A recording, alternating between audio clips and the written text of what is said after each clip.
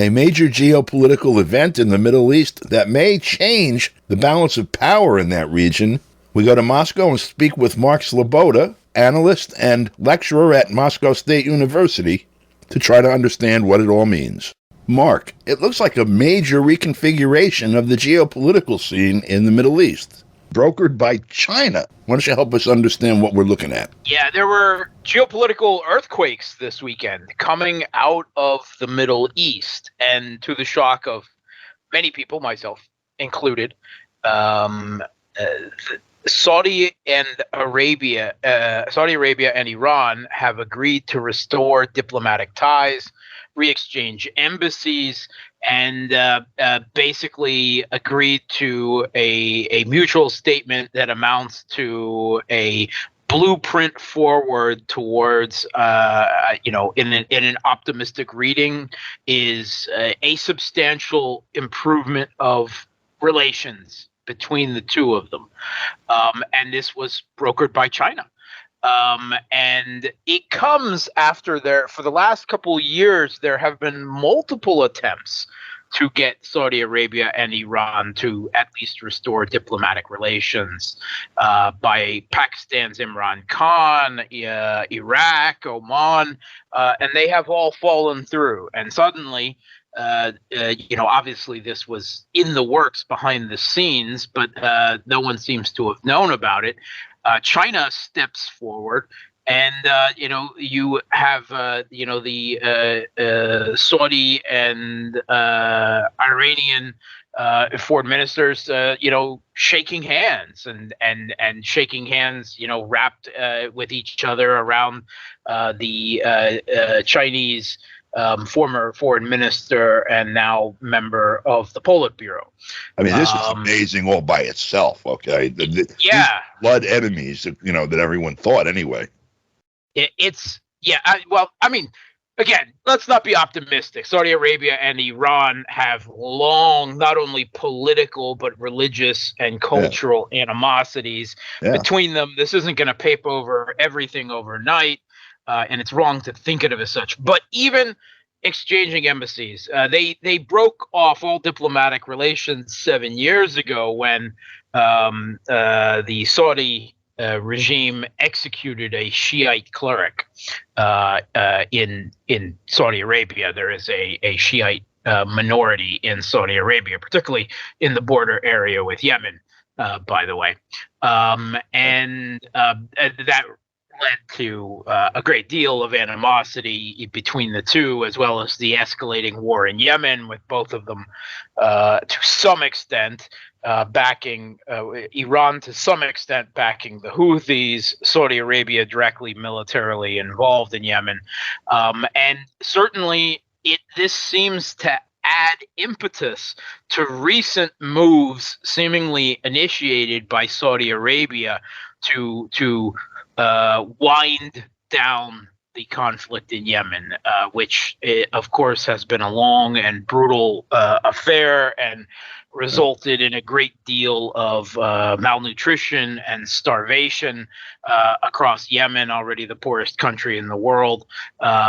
It would be a godsend blessing if this resulted in some type of agreed upon ending of that conflict. Right away, we also saw a reaction coming out of the Western press towards this deal that I find very interesting. The Guardian: after years of isolation, China looks to dominate world stage.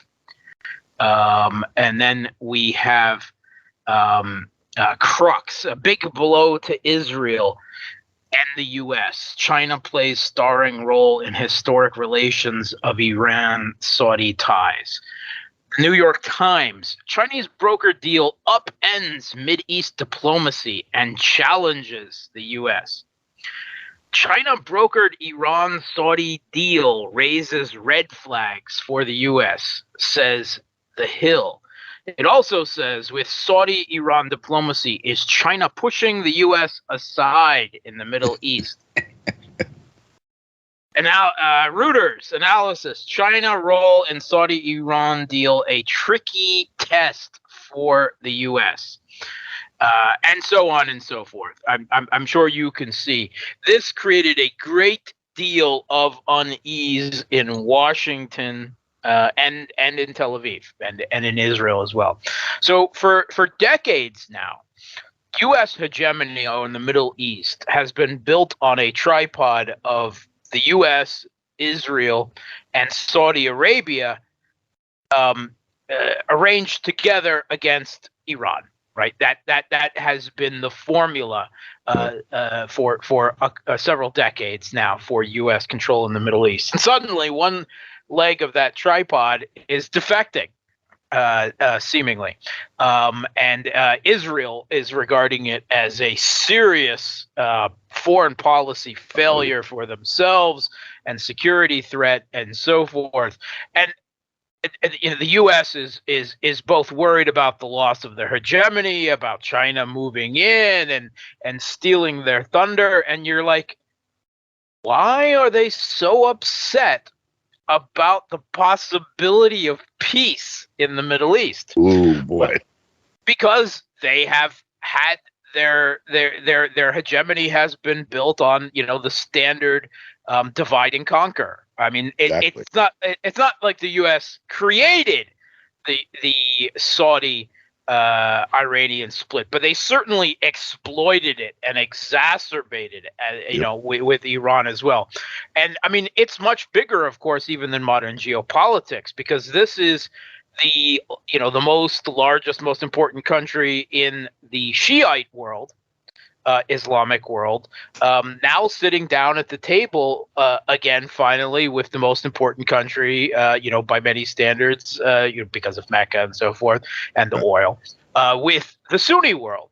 So, that is potentially, at least some type of amelioration of relations between the two great branches of the Islamic faith as well. And I was reading some commentary about, it's being proclaimed as a Pax Sinica. And obviously, China has a great deal of leverage over both countries. Saudi Arabia, because China is a major oil purchaser from Saudi Arabia, which Saudi wants to keep.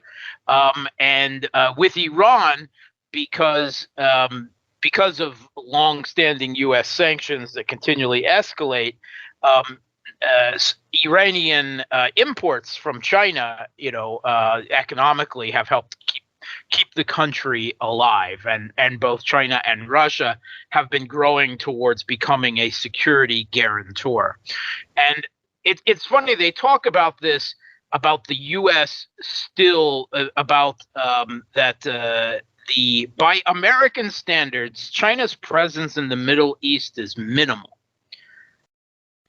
That's a little strange, because China's footprint in trade, technology, finance in the Middle East is huge. Very quietly, of course. But the U.S. only thinks in terms of military presence, because that is how they have built their hegemony.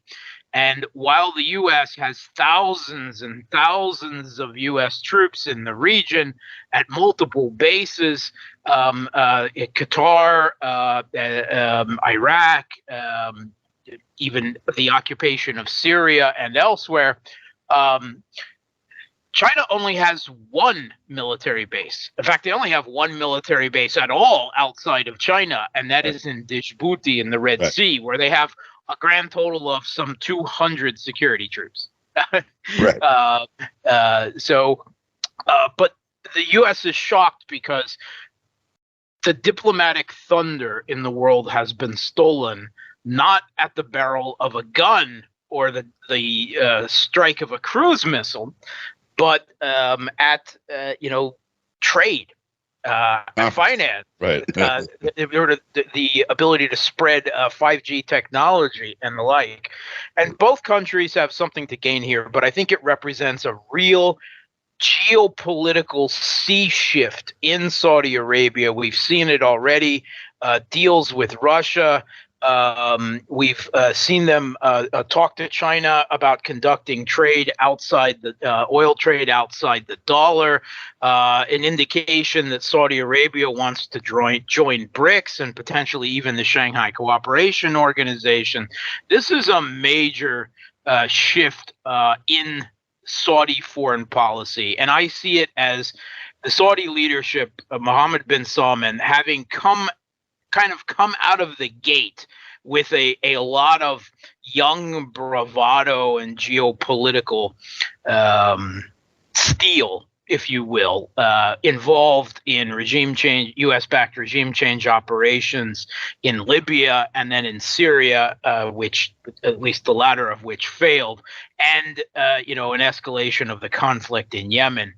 I think we see Mohammed bin Salman has been extremely disappointed by the amount of U.S. backing he got, or him seeing them as pulling out and leaving Saudi to dry in many of these situations, and also a great deal of personal animosity with Joe Biden have led him, and also I think fear of seeing the U.S. sanctions against Russia, attempt to dictate the global oil market and the like.